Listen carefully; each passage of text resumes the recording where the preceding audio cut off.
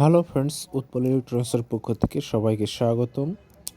আজকে একটি 60 ভোল্টের অটোরিকশার চার্জারের ভোল্টেজ বাড়ানোর কাজ নিয়ে এসেছি।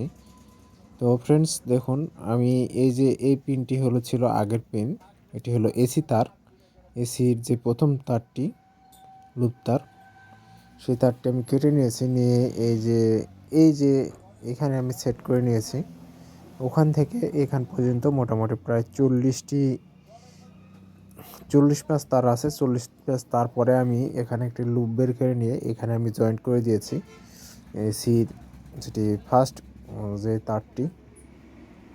তো ওখানে যাওয়ার পরে এই যে দেখুন, আমি এখানে একটি পেপার দিয়ে নিয়েছি এবং ভোল্টেজটি আপনাদেরকে মেপে দেখাবো।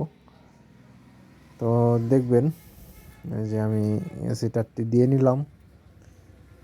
দেখুন এখানে ভোল্টেজটি কত দেখাচ্ছে।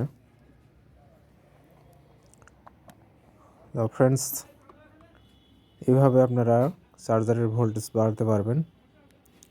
তো দেখুন, আমি এসি তারটি দিয়ে নিলাম আর এখানে ভোল্টেজটি মেপে নিচ্ছি।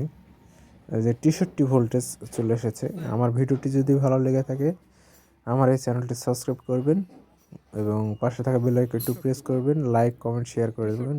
পরবর্তী ভিডিওতে দেখা হবে। ভালো থাকবেন সবাই।